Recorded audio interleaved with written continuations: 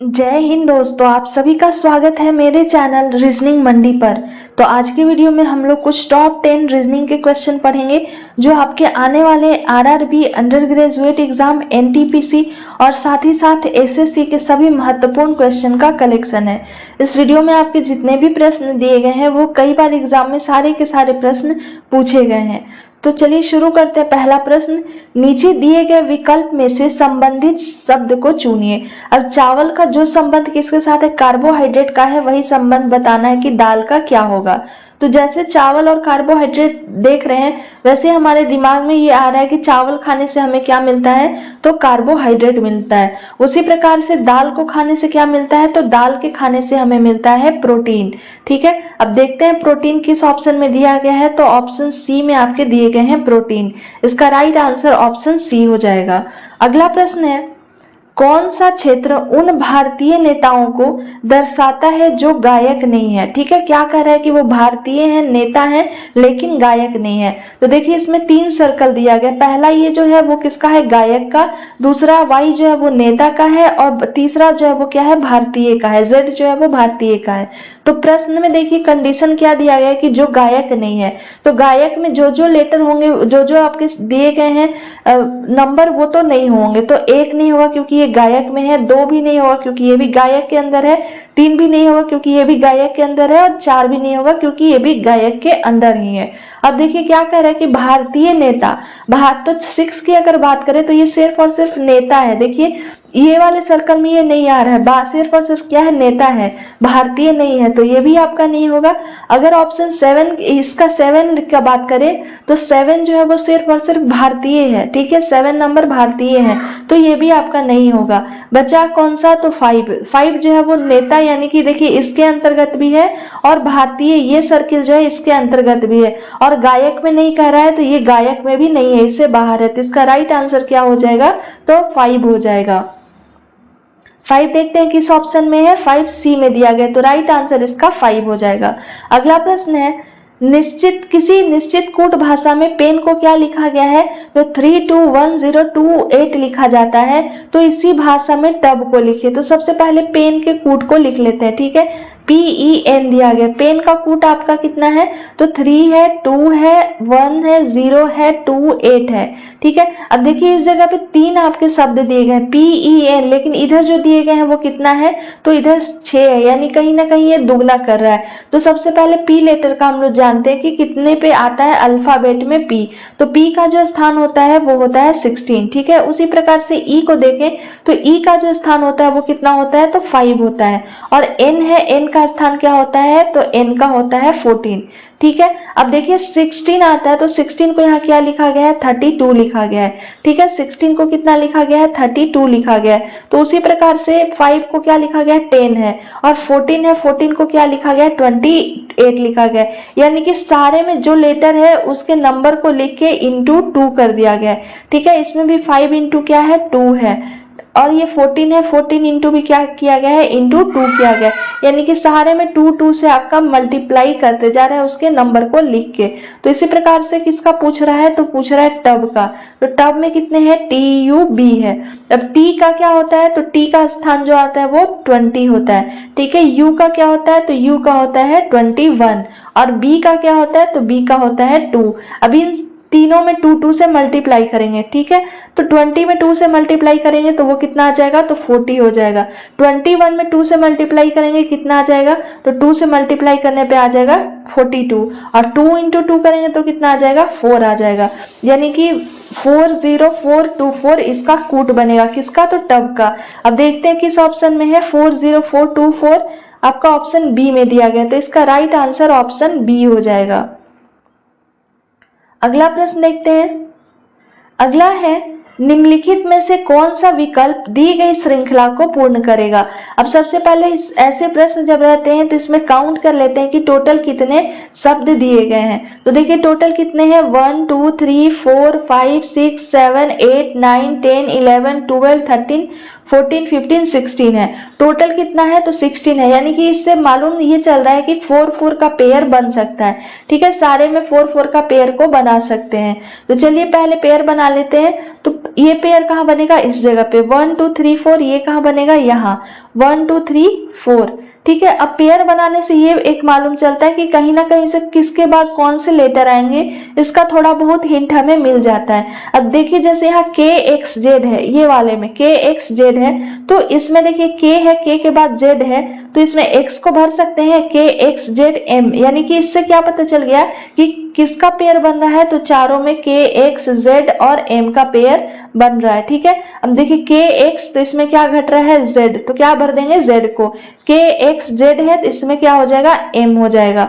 अब इसमें के और एम है तो बीच वाले में क्या होगा, एक्स, और उसके बाद क्या हो जाएगा, जेड। अब सारे के सारे देखिए के एक्स जेड एम, के एक्स जेड एम, के एक्स जेड एम और के एक्स जेड एम, ये चारों के चारों आ गए। अब देखते हैं कि इसमें कौन सा भरे, तो पहला में भरे थे एक्स, दूसरा में क्या है, जेड, उसके बाद क्या भरे थे, तो एम को भरे थे, एम के बाद क्या, जेड को भरे थे, और उसके बाद एक्स को भरे थे। ठीक है, अब देखते हैं किस ऑप्शन में दिया गया है एक्स। पहला ऑप्शन तो एम से शुरू है तो ये भी नहीं होगा। आपका सी में देखिए तो डबल एक्स है तो ये भी नहीं होगा। ऑप्शन बी और डी बचा, तो बी में देखिए आपका लास्ट में के दिया है तो के तो होगा नहीं, X Z M Z X, option D में दिया गया है। तो इसका राइट आंसर कौन सा हो जाएगा, ऑप्शन डी हो जाएगा। अगला प्रश्न देखते हैं। अगला प्रश्न जो है वो एसएससी के एग्जाम में कई बार पूछे गए हैं, तो इस पैटर्न को आप लोग काफी ध्यान पूर्वक समझिएगा, क्योंकि ये एसएससी एग्जाम में और साथ ही साथ आपके रेलवे के एग्जाम में ऐसे पैटर्न से हमेशा एक प्रश्न जो है वो हर एक शिफ्ट में पूछे जा रहे हैं। तो इन प्रश्नों को ध्यान से समझिएगा कि क्या लॉजिक लगाया गया है। तो देखिए इसमें पहला 10 और 7 है, 10 7 को क्या लिखा गया है, तो 51 लिखा गया है। तो 10 और 7 को अगर आपस में प्लस करते हैं, ठीक है, 10 और 7 को प्लस किए तो कितना आ जाएगा, 17 हो जाएगा। अब 17 से 51 लाने के लिए इसमें क्या करना पड़ेगा, तो 3 से मल्टीप्लाई करेंगे तो 51 आ जाएगा। लेकिन अगर ये सेकंड को नहीं फॉलो करेगा तो यानी कि ये रूल फॉलो नहीं हो रहा है। अब 11 और 5 को आपस में मल्टीप्लाई ऐड करते हैं तो कितना आ जाएगा, 16 आ जाएगा। 16 और इसको 96 लाने के लिए क्या मल्टीप्लाई करना पड़ेगा, तो 6 से मल्टीप्लाई करना पड़ेगा। अब ऐसा कोई रूल नहीं होता है कि सारे में अलग अलग रूल फॉलो हो, जो भी फॉलो होगा अगर पहले में वो फॉलो है तो वही दूसरा में होना चाहिए। तो ये तो रूल फॉलो नहीं हो रहा है। तो देखिए इसमें और क्या कर सकते हैं हम लोग, डिवाइड मल्टीप्लाई करने से भी नहीं होगा, तो एक बार ये नंबर जो है उसको क्या किया जा रहा है, तो प्लस किया जा रहा है। ठीक है, एक बार प्लस करेंगे और फिर एक ही बार इस संख्या को फिर से माइनस करेंगे। ठीक है, तो देखिए पहला जो आपका दिया गया है सर्किल में 10 प्लस क्या करेंगे, तो 10 प्लस कर देंगे 7। 10 प्लस 7 करने से कितना आ जाएगा, तो वो आएगा नंबर जो आएगा वो 17 आ जाएगा। ठीक है, अब एक बार इसे माइनस करेंगे तो 10 माइनस क्या कर देंगे, 7 करेंगे। ठीक है, 10 माइनस 7 करने से कितना आ जाएगा। अब एक बार इन संख्याओं को माइनस करेंगे तो माइनस करने से कितना प्राप्त होगा, तो माइनस करने से प्राप्त होगा 3। ठीक है, अब ये 17 और 3 जो आया उसे आपस में क्या कर देना है, मल्टीप्लाई कर देना है। तो 17 और 3 को मल्टीप्लाई करेंगे तो कितना आ जाएगा, 51 आ जाएगा। ठीक इसी प्रकार से इसमें एक बार 5 और क्या करेंगे, 11 को प्लस करेंगे, फिर दोबारा में इसे 5 और 11 को माइनस करेंगे और जो आएगा उसे मल्टीप्लाई कर देंगे। तो देखिए पहला जो दिया गया है वो क्या है, 11 प्लस क्या करेंगे, तो 11 प्लस करेंगे 5। ठीक है, 11 प्लस 5 करने से आ जाएगा 16। अब 11 माइनस क्या करेंगे, 5 कर देंगे, 11 माइनस 5 आ जाएगा 6। ठीक है, अब ये दोनों जो अंक प्राप्त हुए यानी कि 16 और 6, इसे आपस में मल्टीप्लाई करना है। 16 इंटू 6 करेंगे तो क्या प्राप्त होगा, 96 प्राप्त होगा। देखिए इस जगह पे क्या दिया गया है, 96 दिया गया है।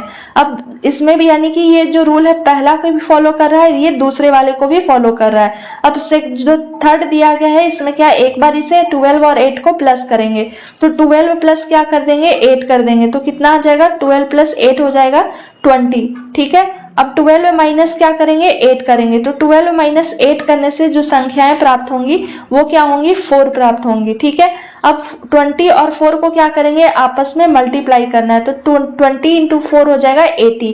तो इस स्थान पे कौन सा संख्या आ जाएगा, तो वो नंबर आएंगी 80। ठीक है, 80 देखते हैं किस ऑप्शन में है, ऑप्शन सी में दिया गया। एक बार क्या किया गया, प्लस किया गया 12 प्लस 8, और एक बार क्या किया गया, इसे माइनस किया गया। तो 12 प्लस 8 20, और 12 माइनस 8 क्या हो गया 4। अब ये दोनों को मल्टीप्लाई करके इसका राइट आंसर लिख दिया गया है। चलिए अगला प्रश्न को देखते हैं। अगला प्रश्न है, सही विकल्प का चयन करें जो निम्नलिखित शब्दों के एक तर्कपूर्ण तथा अर्थपूर्ण क्रम को दर्शाता है। देखिए क्या क्या दिया गया है, बचपन है, यौवनावस्था है, शैशवावस्था है, वृद्धावस्था है और किशोरावस्था है। ठीक है, अब सबसे पहले इसको या तो हम लोग असेंडिंग ऑर्डर में करेंगे, ठीक है, या तो फिर इसे किस ऑर्डर में करेंगे, तो डिसेंडिंग ऑर्डर में करेंगे। ये दोनों में से कोई एक, बढ़ते क्रम या घटते क्रम, ये दोनों में से कोई एक रूल को फॉलो करेंगे। तो सबसे पहले चलिए देखते हैं, सबसे पहले क्या आ जाएगा। तो अगर देखें तो सबसे बाद वाला जो आपका अवस्था होता है वो वृद्धावस्था होगा, कौन सा 4 होगा। ठीक है, क्योंकि इससे बाद का अवस्था तो कोई नहीं है, 4 होगा। तो 4 तो देखिए किसी भी आपका ऑप्शन में नहीं दिया गया है, यानी कि शुरुआत से चलेंगे तो इन सब में सबसे पहले कौन सा हो जाएगा, शैशवावस्था हो जाएगा, यानी कि ऑप्शन 3 हो जाएगा। ठीक है, शैशवावस्था के बाद फिर क्या हो जाएगा, बचपन है, यौवनावस्था है, वृद्धावस्था, किशोरा। तो शैशवावस्था के बाद बचपन आएगा, तो कौन सा आपका ऑप्शन हो जाएगा, ऑप्शन 1 हो जाएगा। अब ये दोनों के बाद कौन सा आएगा, तो आपका इसके बाद हो जाएगा किशोरावस्था। ठीक है, किशोरावस्था ऑप्शन 5 में दिया गया है, तो इसके बाद कौन सा हो जाएगा, 5 हो जाएगा। अब किशोरावस्था के बाद कौन सा अवस्था आएगा, तो बचा यौवनावस्था और वृद्धावस्था। तो वृद्धावस्था तो सबसे लास्ट में होता है, तो इससे पहले क्या हो जाएगा, यौवनावस्था हो जाएगा, यानी कि ऑप्शन 2 हो जाएंगे इसके बाद। अब 2 के बाद सबसे लास्ट में कौन आएगा, तो वृद्धावस्था, यानी कि 4 हो जाएगा। अब देखिए किस ऑप्शन में है, 3 1, ऑप्शन डी तो होगा नहीं क्योंकि 2 से है, ऑप्शन बी भी नहीं होगा, ऑप्शन सी भी नहीं है, ऑप्शन ए में देखिए 3 1 5 2 4 है, तो इसका राइट आंसर कौन सा हो जाएगा, ऑप्शन ए हो जाएगा। अगला प्रश्न देखने से पहले अगर आप लोग को वीडियो पसंद आया तो प्लीज एक लाइक, शेयर एंड सब्सक्राइब जरूर करें। इस सेशन में आपके जितने भी क्वेश्चन कराए गए हैं, जितने भी सारे के सारे जो क्वेश्चन है वो मोस्ट वीवीआई क्वेश्चन का कलेक्शन है, और ये सारे के सारे प्रीवियस वीडियो जो एग्जाम में पूछे गए हैं उसके एनालिसिस पे सारे क्वेश्चन को बनाए गए हैं। तो प्लीज आप लोग वीडियो को कंटिन्यू देखें, और अगर मेरे चैनल पे नए हैं तो प्रीवियस वीडियो को एक बार जाकर जरूर देखें, क्योंकि आने वाले आपके आरआरबी एग्जाम और साथ ही साथ एसएससी एमटीएस एग्जाम के लिए काफी महत्वपूर्ण क्वेश्चन हो सकते हैं। सारे पैटर्न जो है वो आपके सेम रहते हैं, बस थोड़ा डिजिट जो है वो चेंज रहता है। चलिए अगला प्रश्न देखते हैं। अगला है, दिए गए पैटर्न का ध्यानपूर्वक अध्ययन करें और उस संख्या का चयन करें जो इसमें प्रश्न चिन्ह को बदल सकती है। अब सबसे पहले देखेंगे कि प्रश्न चिन्ह कहाँ है, तो देखिए प्रश्न चिन्ह इस स्थान पे दिया गया है, तो या तो इसको इस प्रकार से सॉल्व करेंगे या इस प्रकार से सॉल्व करेंगे। तो 9 8 7 का हमें कोई भी रिलेशन समझ में नहीं आ रहा है, तो देखिए 9 है, 6 है, 4 है, इसको बड़ी संख्या है 50 लिखा गया। ठीक है, तो 50 से या तो ऐड किया गया होगा या तो मल्टीप्लाई, तभी ये छोटी संख्या बड़ी संख्या बनेगी। तो इसमें अगर ऐड करते हैं तो 9 6 कितना हो जाएगा, 15 15 और 4 19, 19 का 6 50 से कोई भी संबंध नहीं है। तो देखिए इसमें क्या किया गया है, पहले दो संख्याओं को आपस में मल्टीप्लाई किया गया है। तो पहली दो संख्या क्या है, 9 है और दूसरी क्या है, 6 है। तो 9 और 6 को मल्टीप्लाई करेंगे तो कितना आ जाएगा, 54 आ जाएगा। ठीक है, और नीचे की संख्या 4 है, तो इसमें क्या करेंगे कि 50 आएगा, तो इसमें माइनस क्या करेंगे, 4 कर देंगे, तो क्या आ जाएगा, 50 आ जाएगा। अब देखिए नेक्स्ट इसमें भी करते हैं, तो पहले दो संख्याओं को मल्टीप्लाई करेंगे, तो पहली दो संख्या कौन कौन सी है, 8 है और 7 है। 8 और 7 को मल्टीप्लाई करने से कितना आ जाएगा, 56 आ जाएगा। ठीक है, तो 56 में से किसको माइनस करेंगे, नीचे वाली संख्या, तो नीचे वाली संख्या कितनी है, 5 है, तो 5 माइनस कर देंगे तो कितना हो जाएगा, 6 में से 5 को माइनस करेंगे तो 1 और 5 का 5 यानी कि 51 है। लेकिन इससे पहले इसके थर्ड को भी चेक कर लेंगे कि ये सेम रूल इसमें फॉलो हो रहा है या नहीं हो रहा है। तो इसकी भी शुरुआत की दो संख्या कौन कौन सी है, 7 है और 8 है, तो 7 और 8 को मल्टीप्लाई किए कितना आ जाएगा, 56 आ जाएगा। और नीचे की संख्या इसकी कितनी है, 3 है, तो माइनस क्या कर देंगे, 3 करेंगे। अब 6 में से 3 गया, 3 बचेगा और 5 यानी कि 53 आएगा। देखिए इस स्थान पे भी क्या है, 53 है, तो पहला रूल भी फॉलो हो रहा है, तीसरा भी रूल को फॉलो कर रहा है, तो इसका राइट आंसर कितना हो जाएगा, 51 हो जाएगा। 51 देखते हैं किस ऑप्शन में दिया गया है, ऑप्शन सी में दिया गया, तो इसका राइट आंसर हो जाएगा ऑप्शन सी। अगला प्रश्न है, यदि किसी निश्चित कोड भाषा में 4 1 5 का अर्थ है मिल्क इज हॉट, 18 का अर्थ है हॉट सूप और 895 का अर्थ है सूप इज टेस्टी, तो टेस्टी शब्द को दर्शाई। तो देखिए ऐसे जब प्रश्न दिए रहते हैं तो सबसे पहले सारे के कूट को लिख लेते हैं, ठीक है। तो पहला जो दिया गया है वो क्या है 4 1 5 है, तो 4 1 और 5 लिख दिए। इसके बदले क्या दिया गया है तो मिल्क इज हॉट है, तो इसके जो लेटर जैसे जैसे दिए गए हैं उसे लिख लेते हैं, मिल्क इज हॉट। अगला जो है वो क्या है 1 और 8 है, 1 8 के बदले आपका क्या लिखा गया है तो हॉट सूप है, तो उसे भी हम लोग नोट कर लेते हैं हॉट सूप। इसके अलावा एक और आपके दिए गए हैं वो क्या है 895 है, 895 का लिखा गया है सूप इज टेस्टी, सूप। दूसरा जो है वो क्या है इज है और तीसरा क्या है टेस्टी है।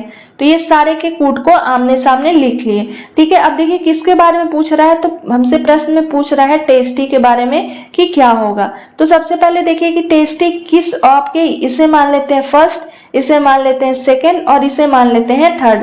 अब टेस्टी किस में दिया गया, तो टेस्टी देखिए सिर्फ और सिर्फ इसमें है, ठीक है। तो अब इसमें देखिए सूप है और ईज है, 895 है, तो सूप का क्या होगा, ईज का क्या होगा, टेस्टी का क्या होगा, इसे हम लोग निकालेंगे। तो देखिए इसमें सूप इसमें भी है कॉमन, हाँ, और ये इसमें भी है, ये दोनों में सूप है। अब देखेंगे कि दोनों में कॉमन आपका कौन सा अंक है, तो इसमें देखिए 8 इसमें भी है और 8 इसमें है, तो 8 और 8 क्या हो गया कैंसिल हो गया, 8 का क्या हो जाएगा तो ये सूप के लिए कोड दिए गए हैं, ठीक है। उसके बाद बचा इज, ठीक है। अब इज देखिए इसमें थर्ड वाले में है और फर्स्ट वाले में है, तो थर्ड और फर्स्ट में कौन सी संख्या कॉमन है, तो देखिए 4 1 5 है, तो 5 5 दोनों में है, 5 देखिए इसमें भी है और 5 इसमें भी है, तो 5 किसके लिए हो जाएगा इज के लिए हो जाएगा। अब बचा इसमें कौन सा, तो 9 बचा, तो इसमें इधर टेस्टी बच रहा है इधर 9 बच रहा है, तो टेस्टी का कोड क्या हो जाएगा 9 हो जाएगा, इसका राइट आंसर हो जाएगा 9।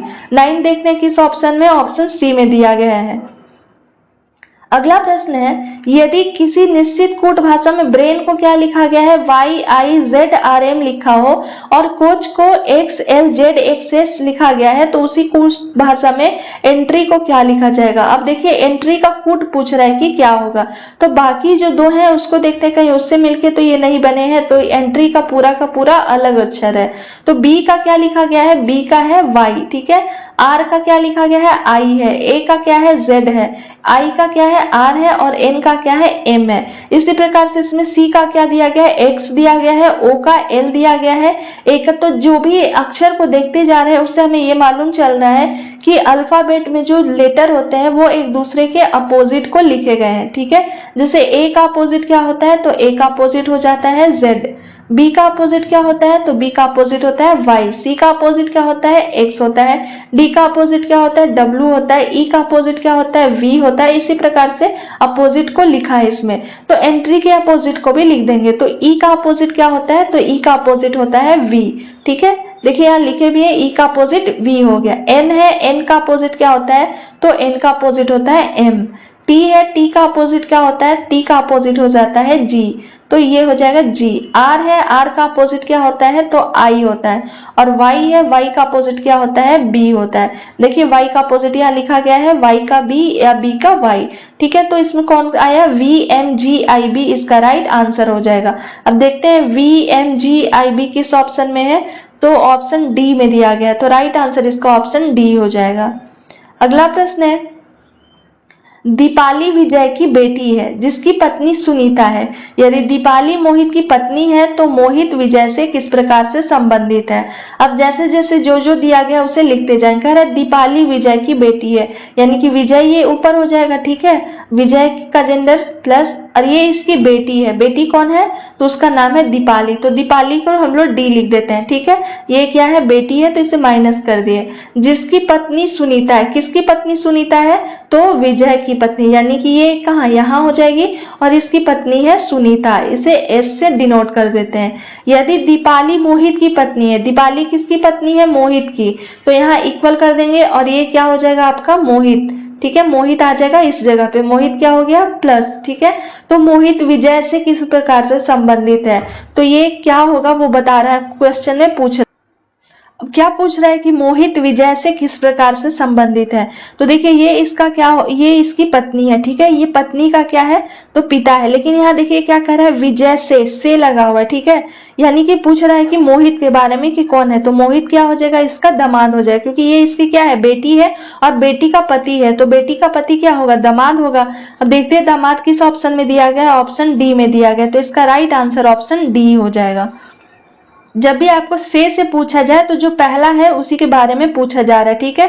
तो विजय से पूछ रहा है कि कैसे संबंधित है, तो आपका मोहित कौन लगा, मोहित उसका दामाद लगा। तो ये कुछ इंपॉर्टेंट आपके 10 क्वेश्चन थे रीजनिंग के, जो सारे के सारे मोस्ट इंपॉर्टेंट वीवीआई क्वेश्चन का कलेक्शन है। आई होप आपको वीडियो पसंद आया होगा। अगर वीडियो पसंद आया तो प्लीज एक लाइक, शेयर एंड सब्सक्राइब जरूर करें।